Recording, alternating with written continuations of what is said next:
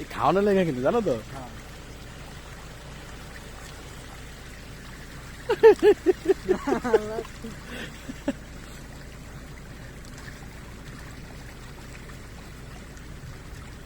অবস্থা দেখছো।